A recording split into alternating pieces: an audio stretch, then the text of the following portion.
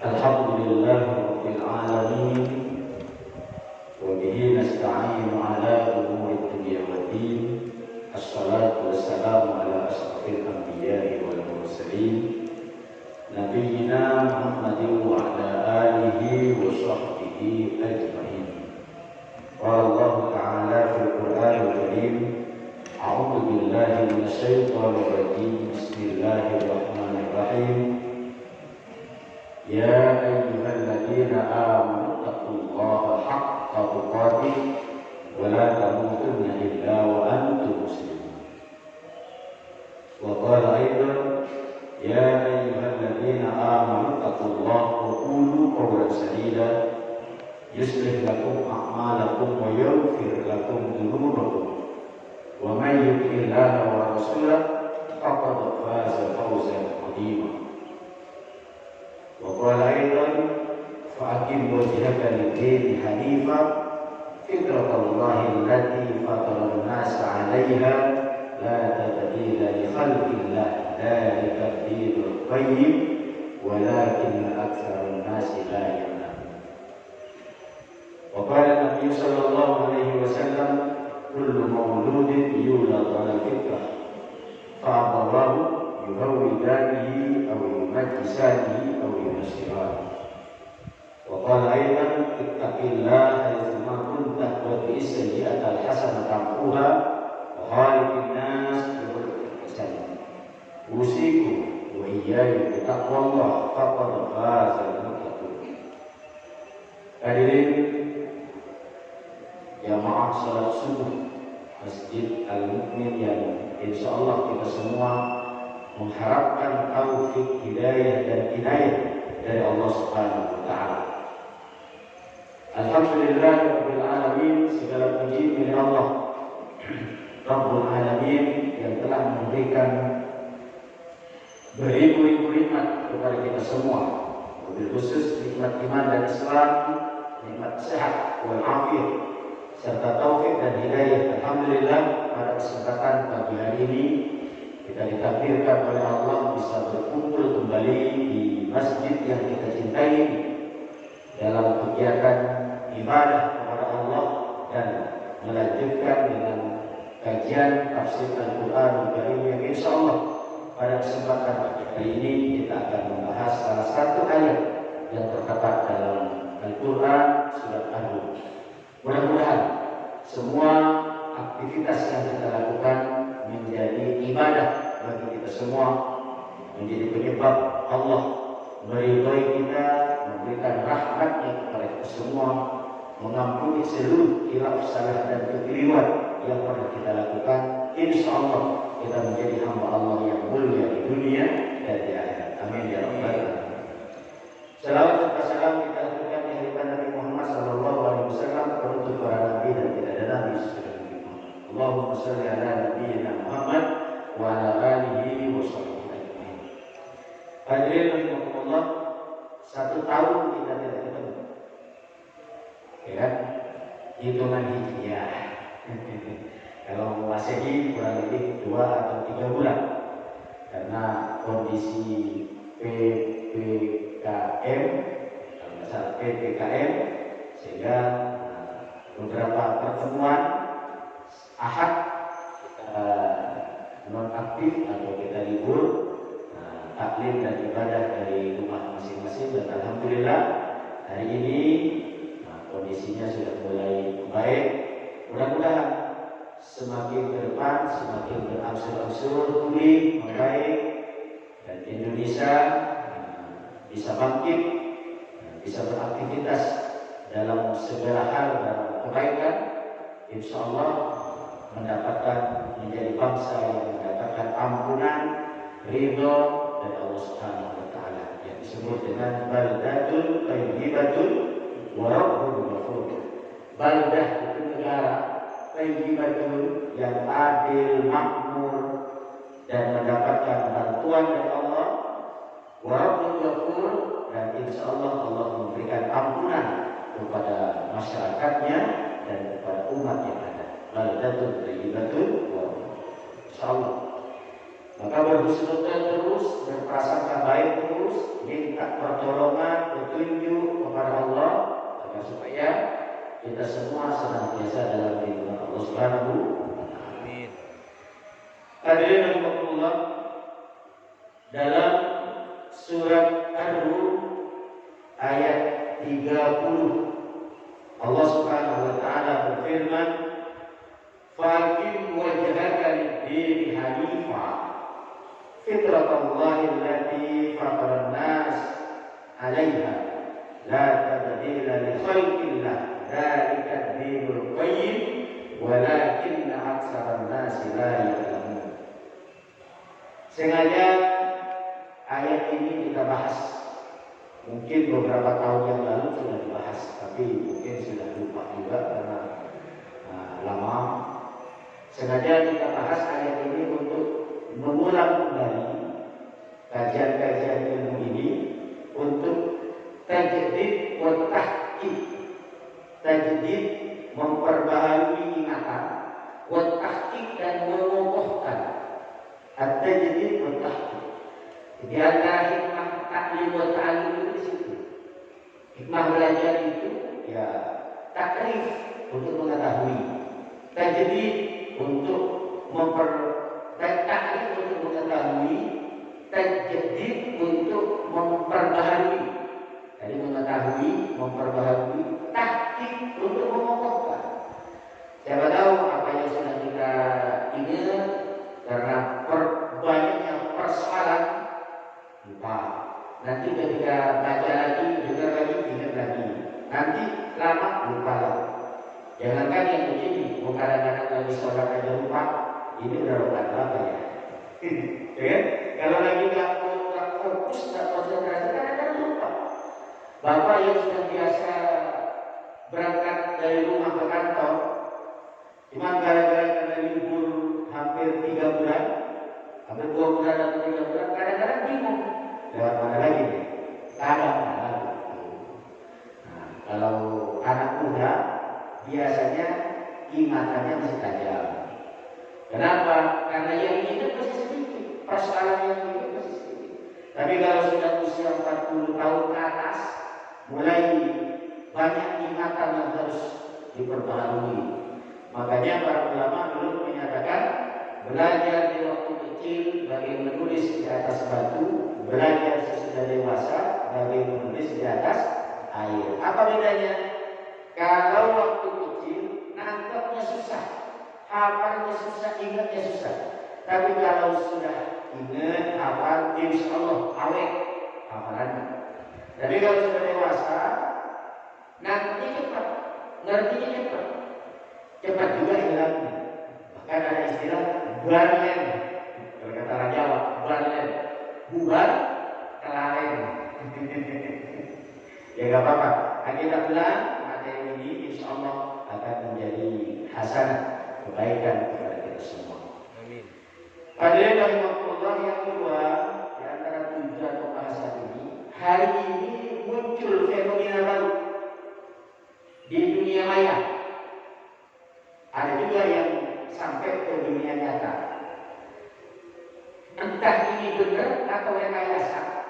Fenomenanya di judul YouTube itu mantan ustadz murtad, mantan pengasuh pesantren murtad, ya kan? Nah, ada lagi mantan pendeta murtad, mantan pendeta masuk Islam. Tapi yang sering banyak dimunculkan hari ini khususnya di media online, baik di Facebook, WA, YouTube, itu banyak yang bisa kaum muslimin. Anaknya Pak Haji murtad, judulnya gitu, Ustaz murtad. Kemudian pengurus masjid murtad. Pertanyaannya, benarkah ini terjadi? Setelah beberapa kali saya cross check, ada 3 kesimpulan yang saya temukan. Yang pertama, bisa jadi benar itu ustaz yang murtad. Benar, dia ustaz ditunjukkan, dibuktikan karena dia alumni pesantren, kemudian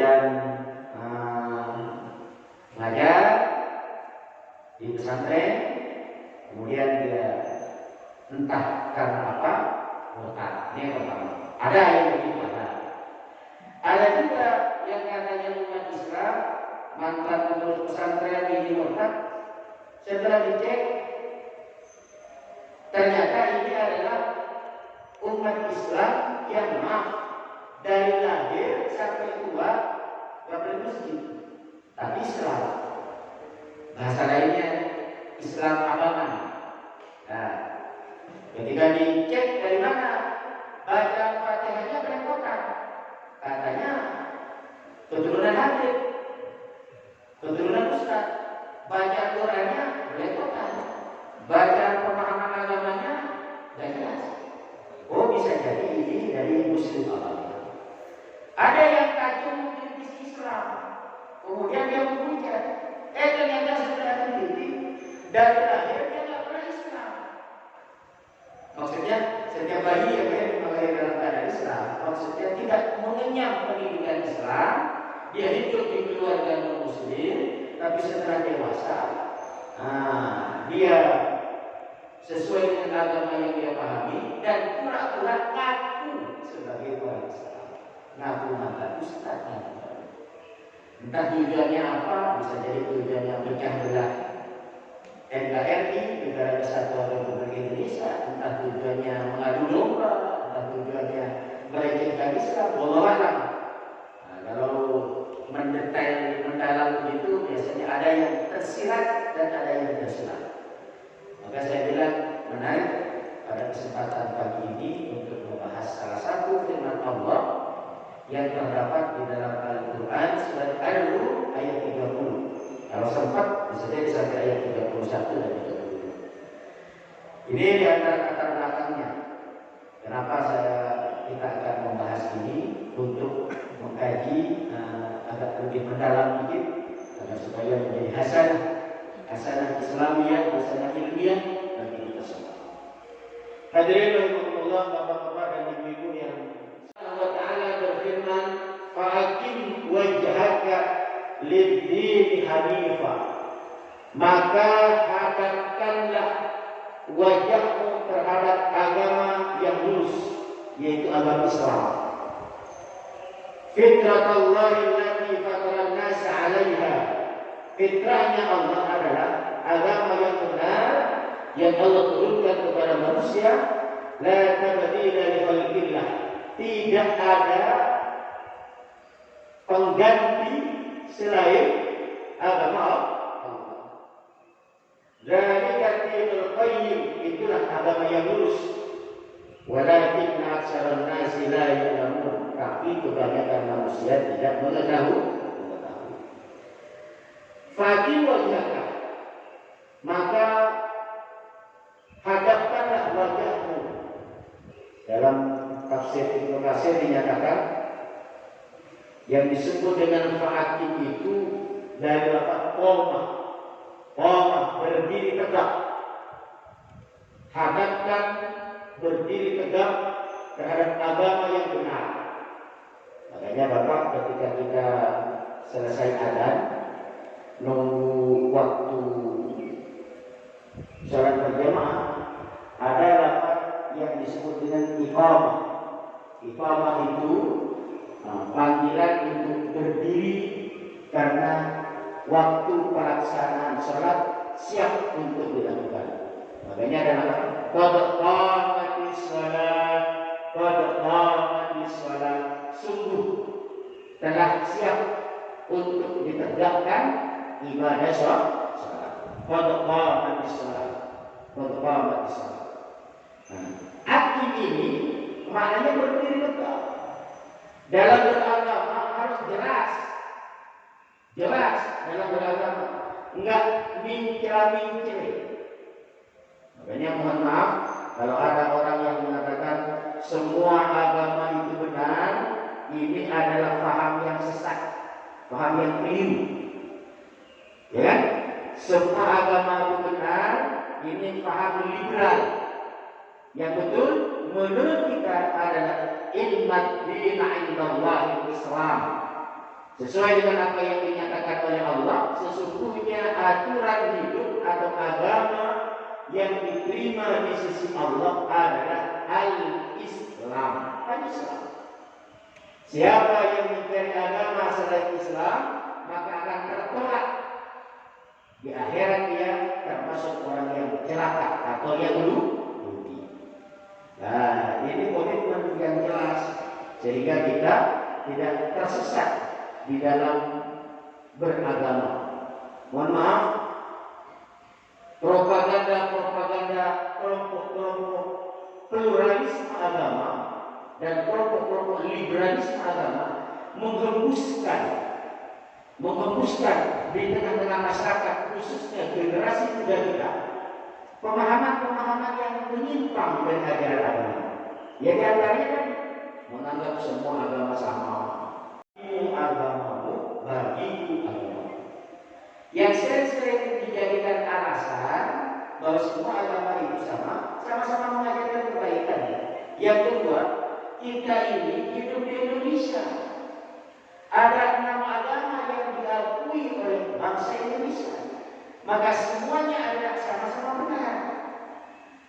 Mohon maaf, kalau ada argumentasi begini, kita boleh menjawab, silahkan. Bagi pemeluk agama yang lain untuk menganggap agamanya benar, silahkan. Tapi bagi kami sebagai orang Islam, kita menganggap bahwa Islamlah yang benar. Walau begitu, ini cikal bakal radikalisme, katanya begitu. Ini disebut dengan aliran radikal. Mohon maaf, ini bukan aliran radikal, tapi ini adalah bukti cinta dan kesetiaan kita kepada Islam. Sama dengan ada perkataan semua perempuan cantik, tapi bukan berarti semua perempuan itu jadi istri kita. Ya kan? Tidak semua perempuan jadi istri kita. Yang jadi istri kita ya paling cuma 1. Ya kan, yang 2, 3, dan 4. Karena alirannya pakai aliran minal khaifin. Minal khaifin itu aliran penakut. Karena ayatnya masna wasulasa waruba 2, 3, 4. Fa'idhiftum, jika kamu takut Allah ta'dilu untuk berbuat adil, Allah minta 1 saja.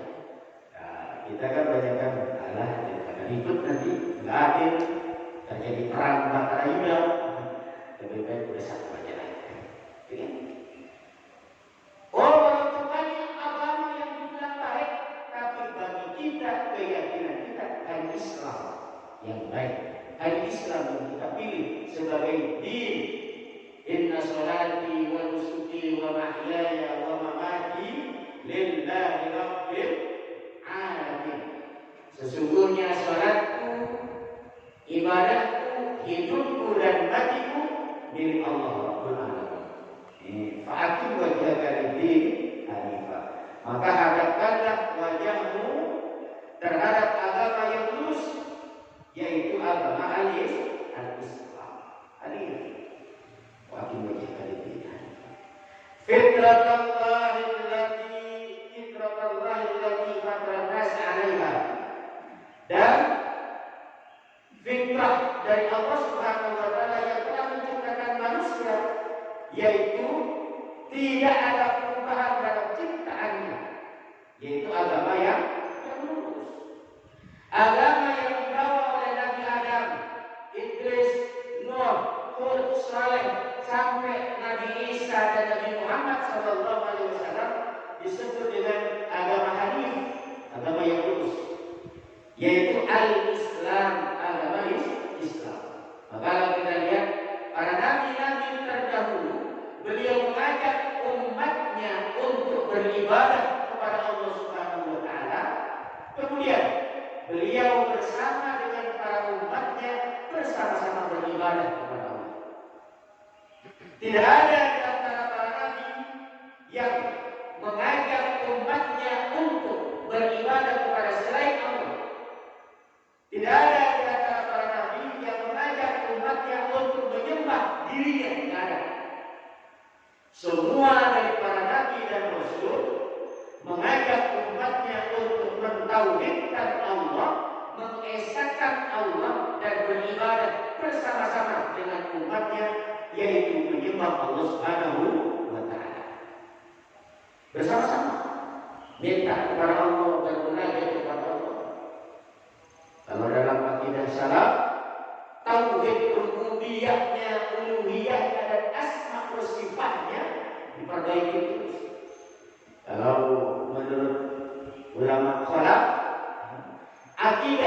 sifat wajib, sifat mustahil dan sifat jaiz bagi Allah betul-betul ia pahami sehingga dia memurnikan akidah dan ibadah hanya kepada Allah Subhanahu wa taala. Dan komitmen ini yang harus ada. Sampai Allah berpesan dalam Al-Quran surat Ali Imran, "Wala tamutunna illa wa antum muslimun." Dan janganlah kalian mati atau meninggal dunia kecuali dalam keadaan Islam. Ini prinsip. Kalau Imam Syafi'i pernah menyatakan, lahirlah kamu ke dunia dan tersenyumlah ketika menangislah ketika orang lain tersenyum, dan meninggallah kamu atau tinggalkan dunia dan tersenyumlah ketika orang lain menangis. Ketika lahir ke dunia dia menangis, bayi yang baru lahir menangis, bapak, ibu, kakak dan neneknya tersenyum bahkan tertawa melihat bayi yang lahir yang begitu sehat, lucu, tidak punya dosa sedikit pun. Karena dalam Islam tidak dikenal dosa warisan, tidak dikenal dosa turunan. Siapapun bapaknya, anak yang lahir dalam keadaan Islam, dia tidak punya dosa. Dan meninggallah kamu atau wafatlah kamu dengan tersenyum ketika orang lain menangis. Apa maksudnya? Orang yang ahli ibadah akan diberikan kemudahan oleh Allah Subhanahu wa taala dalam proses sakaratul mautnya. Bapak berapa banyak melihat ada orang lagi masjid, lagi sholat, sujud, dia nggak boleh sujud untuk selamanya. Lagi baca Quran, kemudian dia meninggal baca Quran untuk selamanya.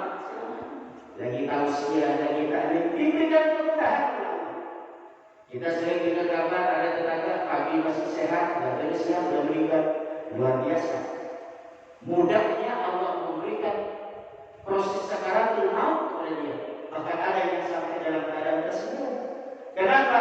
Karena Allah menampakkan di antara nikmat-nikmat yang selama ini gaib, gak nampak di dia, ditampakkan oleh Allah Subhanahu wa taala. Dan berapa banyak juga orang yang menangis ketika melihat orang lain meninggal, karena dianggap selama ini dia adalah orang yang baik, dia meninggal tersenyum, tapi jamaah, teman, sahabat, kerabatnya menangis kehilangan dia. Subhanallah. Tersenyum, menangislah kamu ketika orang lain tersenyum, dan tersenyumlah kamu ketika orang lain menangis. Ini dia. Walaupun maaf, ada juga orang yang ketika wafatnya disulitkan oleh Allah. Di antaranya adalah Mustafa Kamal Atatürk. Mustafa Kamal Atatürk itu salah satu raja yang menghancurkan daulah Islamiyah di Turki. Sampai wakilah diceritakan jasadnya tidak diterima oleh bumi. Ada juga siapa tuh Raja Israel, kan, yang diberikan penyakit yang lama betul sampai meninggal. Nauzubillah min dzalik. Setiap bayi yang lahir dalam keadaan Islam. Lahir dalam keadaan Islam. Tidak ada dosa turunan. Makanya Rasulullah SAW menyatakan, "Kullu mauludin yulad 'ala al-fitr, fa abawahu yuhawwidanihi aw yunassiranihi aw yumajjisanihi." Setiap bayi yang lahir dalam keadaan Islam. Siapapun bapaknya dan ibunya, dari mana suku dan bangsanya, anaknya lahir dalam keadaan Islam. Mohon maaf, masa PPKM ini kan PSBB lanjut ke PPKM. Kurang lebih hampir setahun setengah. Nauzubillah min dzalik. Ini banyak bayi lahir tanpa bapak, dari lahir anak-anak SMA. Saya ulangi, mudah-mudahan ini hanya menjadi ibrah bagi kita. Ada banyak bayi lahir tanpa bapak. Maksud tanpa bapak, anaknya belum nikah, tapi sudah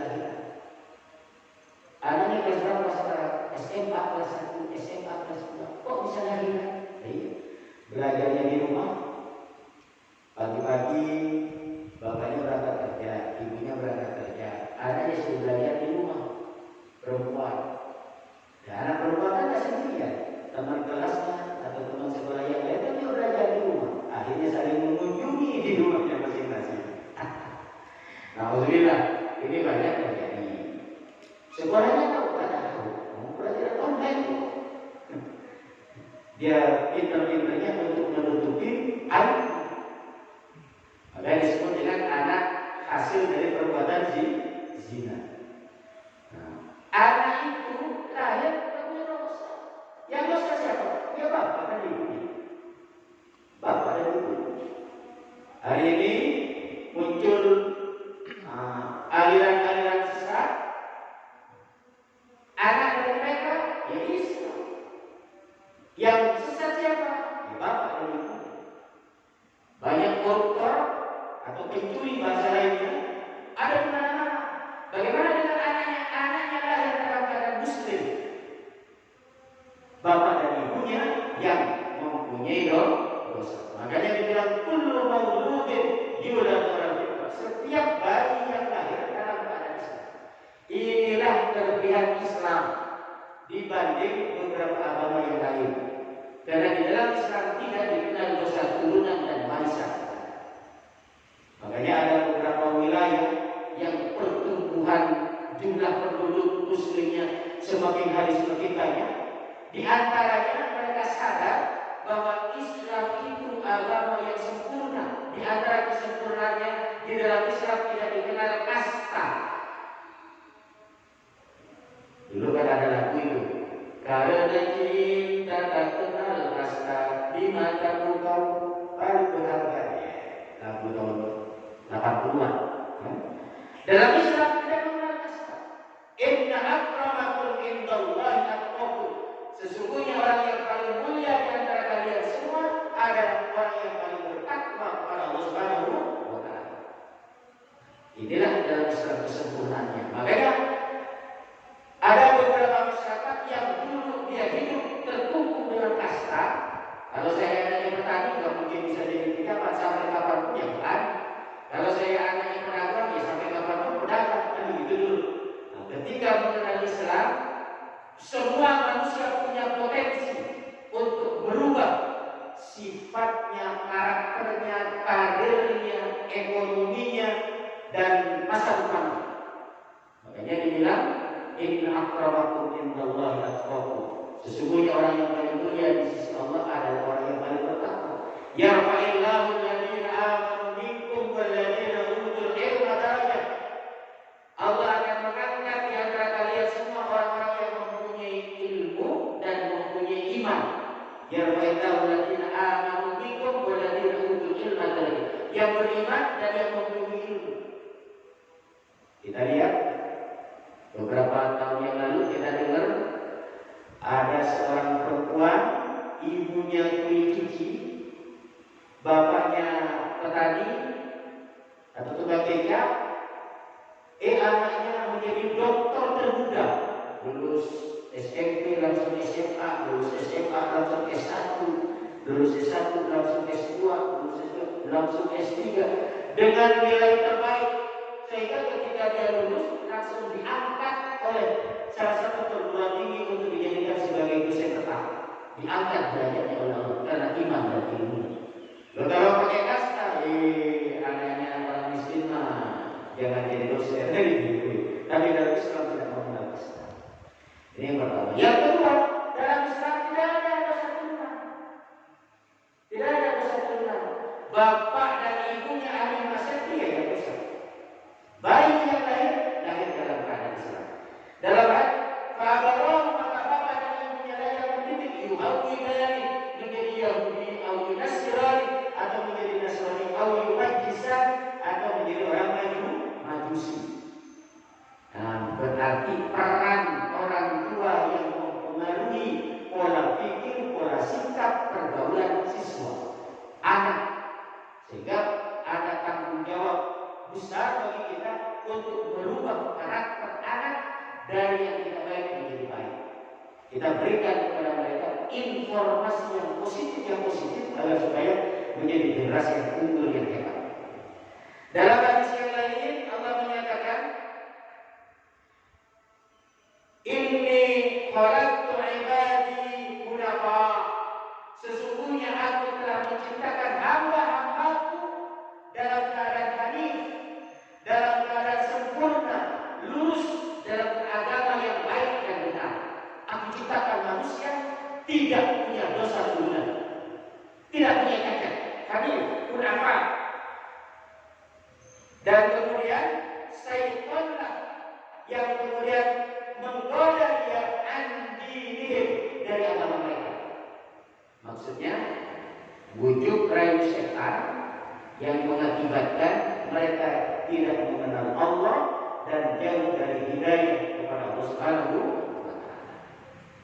Itu daya setan.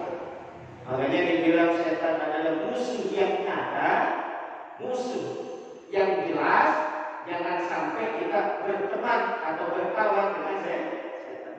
Perbanyak kamu. Auzubillahi minasyaitonirrajim. Bismillahirrahmanirrahim. Aku berlindung kepada Allah dari godaan setan yang dirajam. Bismillahirrahmanirrahim, dengan menyebut nama Allah yang Maha Pengasih lagi Maha. Dalam ayat yang lain Allah menyatakan surat Ar-Ra'd ayat 11. Innallaha la yughayyiru ma biqaumin. Sesungguhnya Allah tidak akan merubah nasib suatu kaum sehingga dia merubah nasib dirinya sendiri. Seringkali kita mendengar tafsir ini bilang, oh kita kan bodoh, kalau kita berusaha bisa jadi kaya, bisa jadi pintar. Kita ini miskin, kalau kita bekerja bisa jadi kaya. Kita ini lemah, tapi kalau kita olahraga bisa jadi sehat. Ini selama ini kita dengar. Tapi banyak ulama-ulama ahli tafsir yang lainnya, di antaranya dalam tafsir Al-Qurtubi dinyatakan bahwa yang dimaksud innallaha la yughayyiru ma biqaumin adalah manusia sejak di alam rahim ibunya sudah Allah berikan kesempurnaan dalam ciptaannya. Akalnya sempurna, fisiknya sempurna, termasuk badannya suci dari dosa. Jadi setiap bayi yang ada di dalam kandungan ibu sudah Allah ciptakan dengan penuh kesempurnaan. Maka kemudian dirinya lah yang merubah kesempurnaan ciptaan Allah itu menjadi sesuatu yang apa yang dia lakukan. Contoh, setiap bayi dilahirkan ke muka bumi diberikan akal yang cerdas. Tapi karena mulai kecil akalnya nggak dipakai untuk baca, analisa, komunikasi yang baik, akhirnya dia tidak mampu berkomunikasi yang baik, tidak mampu menganalisa yang baik. Ketika ada kekurangan pada diri, bukan salahnya Allah, tapi dirinya yang tidak memanfaatkan potensi yang ada. Setiap anak yang lahir ke muka bumi Allah beri rezeki yang banyak. Fantadiru bil haqq wabtagu bi fadlillah. Bertebaranlah di muka bumi, cari karunia dari Allah Subhanahu wa Ta'ala. Tapi ada yang lahir jadi pemalas, malas, suruh kerja malas, kerjanya cuma main, tidur. Ketika di hari tuanya dia tidak punya harta, tidak punya potensi, tidak punya ilmu, jangan nyari takdir. Ya takdir saja kali tidak begitu. Allah mentakdirkan, bukan, tapi salah dia dalam berpikir dan bersikap sehingga akibatnya Allah tidak memberikan rezeki yang seharusnya ada pada dirinya.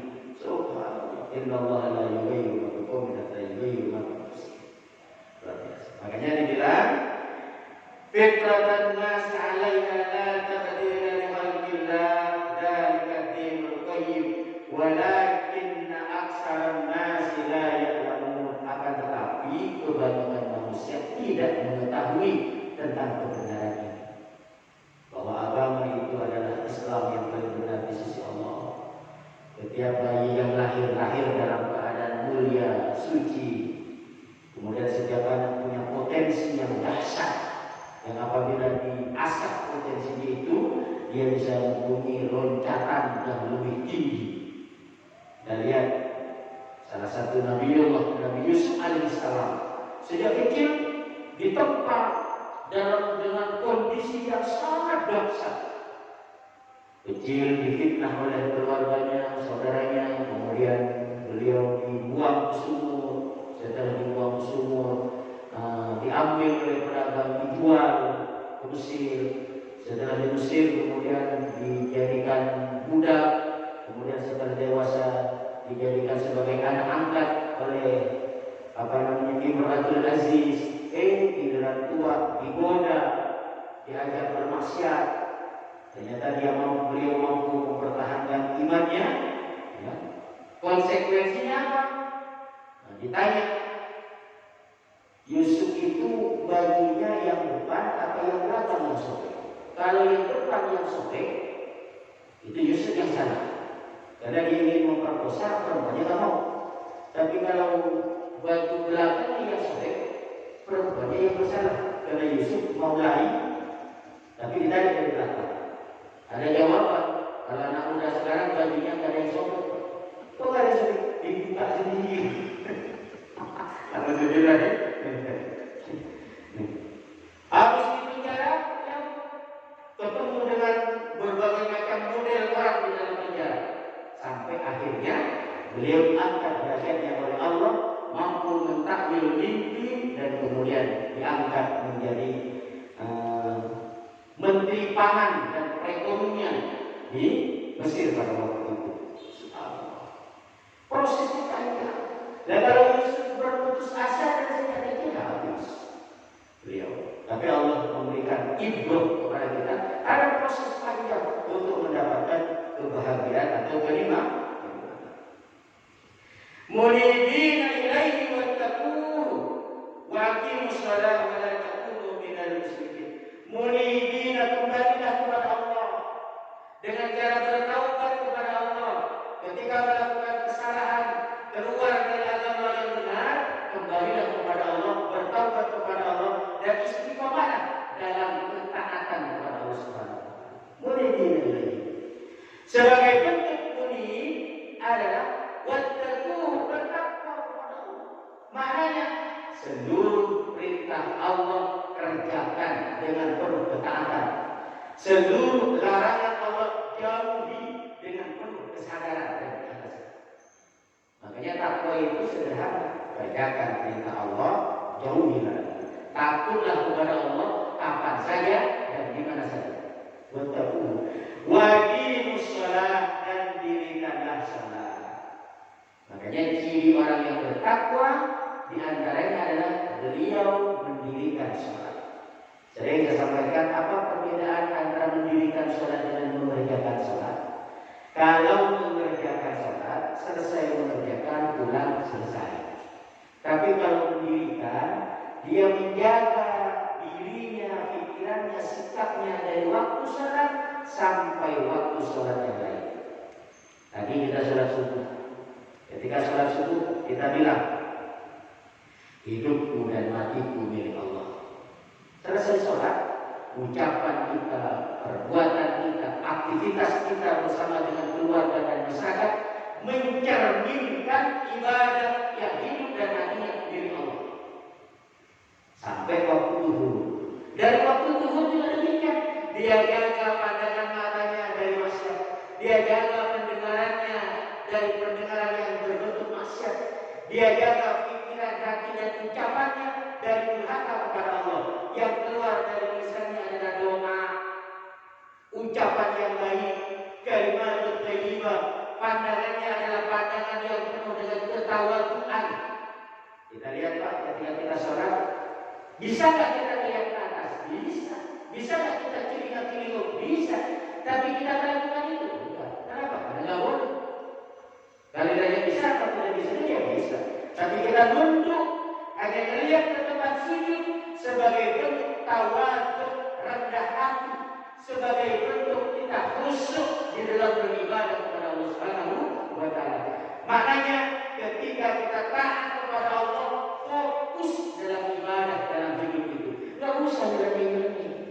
Enggak usah. mikir menghayal macam-macam pengen ini itu, nggak usah. Cukup fokus beribadah kepada Allah Subhanahu wa Ta'ala. Karena hidup ini adalah tujuannya beribadah kepada Allah. Wa ma khalaqtul jinna wal insa illa liya'budun. Tidak aku ciptakan jin dan manusia kecuali adalah untuk beribadah. Selesai sholat zuhur, jaga pandangannya, pendengarannya, pola pikirnya, sikapnya, hubungannya, agar supaya tidak berbuat maksiat. Masih sampai datang waktu asar, dari asar sampai datang waktu maghrib, terus 24 jam kita mendirikan sholat. Makanya ada yang bilang sholat sepanjang waktu, sholat sepanjang zaman. Subhanallah. Walaupun kita sambil dagang, aktivitas yang kita lakukan seperti aktivitas yang kita lakukan di dalam sholat. Wattaquhu wa aqimus shalah wa la takunu minal musyrikin, dan janganlah kamu menjadi golongan orang-orang yang musyrik. Musyrik itu ada tingkatannya. Tingkatan yang pertama, dia menganggap ada Tuhan selain Allah, ada kekuatan yang bisa memberikan kepada kita selain Allah, ada yang memberikan kesehatan dan kesembuhan selain Allah. Ini musyrik yang pertama, yang paling tinggi. Musyrik yang kedua, ujub, riya, pengen dipuji oleh orang, pamrih, pengen dianggap baik, pengen dianggap sempurna, ujub, riya. Yang ketiga, menjadi permusuhan dengan orang lain. Ini termasuk dalam kelompok musyrik. Makanya dijelaskan, minal ladzina farraqu dinahum wa kanu syi'a kullu hizbin bima ladaihim farihun. Yang masuk dalam kelompok syirik itu diantaranya adalah orang yang memecah belah agama, yang mencampur adukan agama dengan agama-agama yang lain, sehingga tidak jelas kemurnian agamanya. Minal ladzina farraqu dinahum wa kanu syi'a, dan contoh tersebut. Makanya syi'a ini secara bahasa dibilang maknanya syiah. Nah, syiah menurut bahasa condong terhadap kemaksiatan. Walaupun dulu ada salah satu aliran yang disebut dengan mazhab syiah. Kullu hizbin bima ladaihim farihun, setiap golongan dengan golongannya dia bangga, menganggap dirinya paling benar. Nauzubillahi. Hadirin rahimakumullah, itu saja pembahasan dari surat Ar-Rum ayat 30 sampai 32. Mudah-mudahan bisa kita pahami bersama dan kita semua menjadi hamba Allah yang mulia, selamat di dunia dan di akhirat. Anak-anak kita, putra-putri kita diberikan keselamatan jasmani dan rohani, dikokohkan iman dan Islamnya, sehingga menjadi hamba Allah yang mulia di dunia dan di akhirat. Ya. Alhamdulillahirabbil alamin.